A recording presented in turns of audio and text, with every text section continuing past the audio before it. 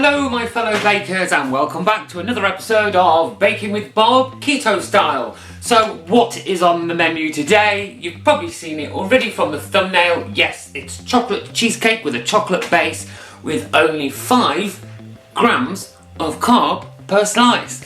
Now this cheesecake will make 12 slices. It can be kept in the fridge. It is very scrumptious, very Moorish. And that's about all I have to say on that matter.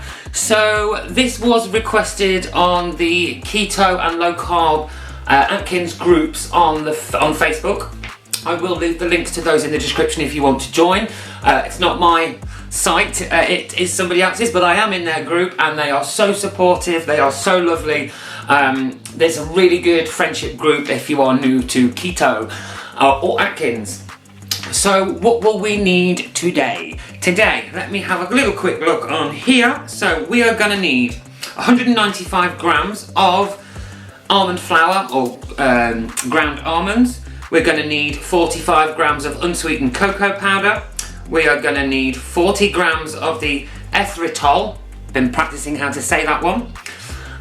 You will need 75 grams of butter melted and a teaspoon of vanilla extract. That will make your cheesecake chocolate crust. So what will we need for the cheesecake fluffy topping? We will need 230 grams of sugar-free unsweetened dark chocolate. We will need 680 grams of cream cheese. Leave that at room temperature for at least 30 minutes before you start. It helps a lot. We will also need 180 grams of the erythritol sweetener, and also another spoon of vanilla extract for the topping. You will also need a 9 by 9, a 9-inch round springform pan that has your parchment paper on the bottom. And I believe that is everything that we're going to need today. So, first step, wash the hands. Let's go. Okay, hands nice and clean. So first step, let's melt some butter in the microwave. Do not burn it, you just want it running. So let's pop that in. I'd say 10-second blast, keep checking it, stir it. Once it's ready, you will see. Okay, so once your butter is melted, I would like you to put 1 teaspoon of vanilla extract into the melted butter. Okay, so 1 teaspoon of vanilla extract into the melted butter. And then give that a quick stir in. And then into your bowl, I want you to put your ground almonds or your almond flour. I also want you to tip in your cocoa powder. Get that all in there, like every last little bit of the chocolatiness. And I would also like you to tip in the smaller weight of the erythritol. And then we're going to want to give that a mix in together.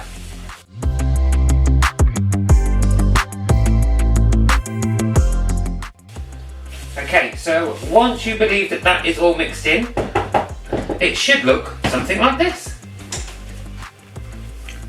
There we go.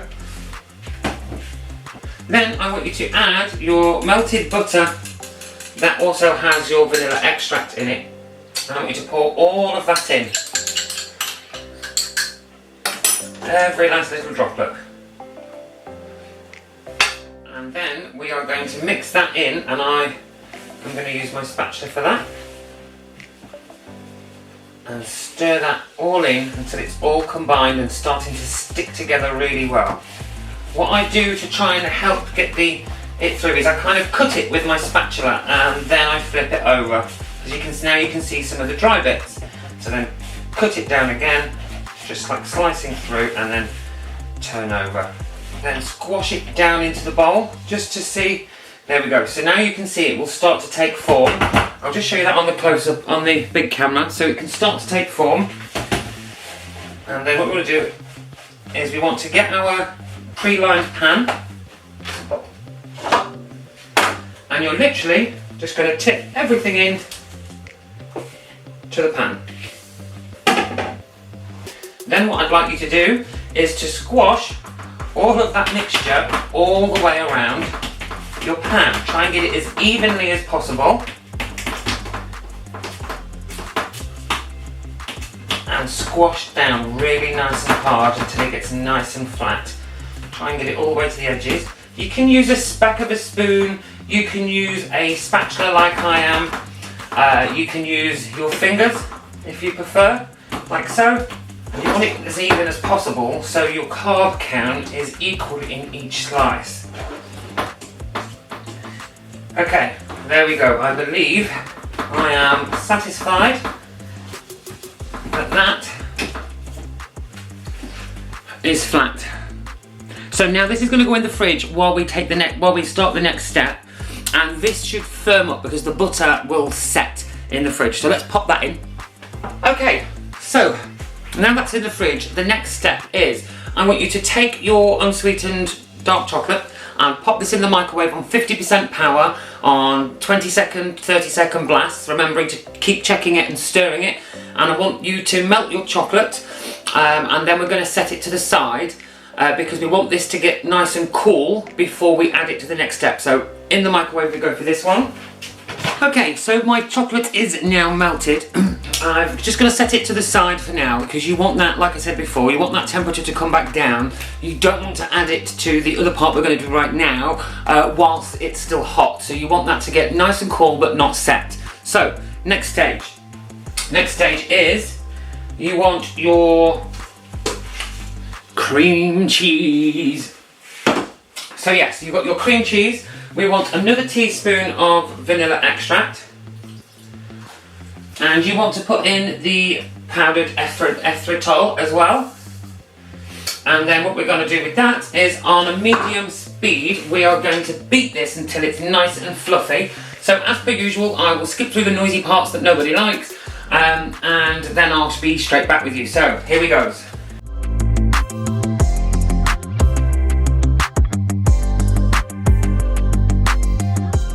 Okay, so as per usual, the camera cut off just then, but it's absolutely fine. So, once you've finished whisking your cream cheese, it should look like this. And it shouldn't move in the bowl. That's how you know you're done. So, please make sure that your chocolate is cooled. Don't let it go into the cream cheese warm because it will split and you've just ruined all of that lovely ingredients. So make sure your chocolate has started to cool and you'll feel it start to thicken on the bottom of the bowl and the outside. So give it a good old scraping. Next step, in goes that lovely chocolate, and we're going to whip that up until it's really nice and thick and fluffy. So here goes.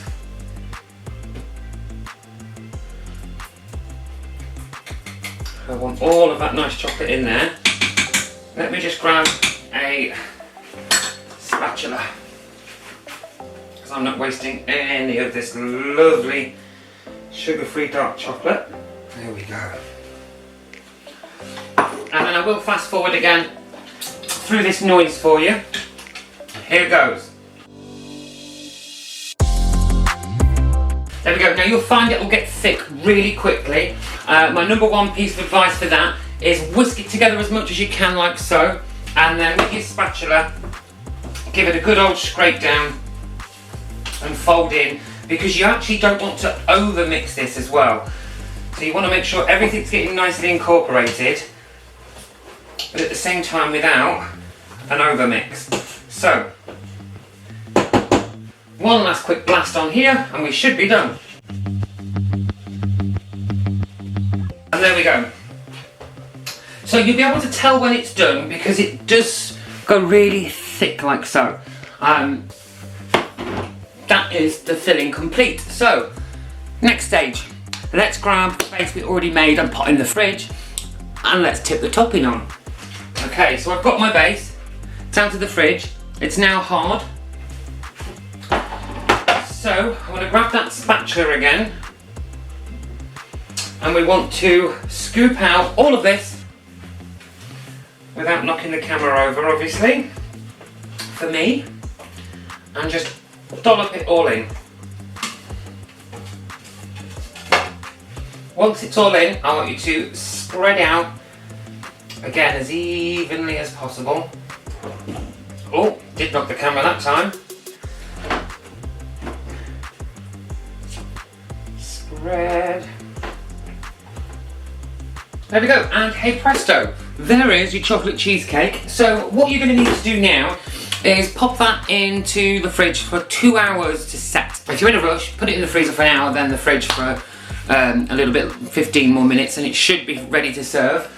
If you ever struggle to get it out of the springform pan, 15 minutes in the freezer, it's just enough to freeze the edges so you can take the pan off.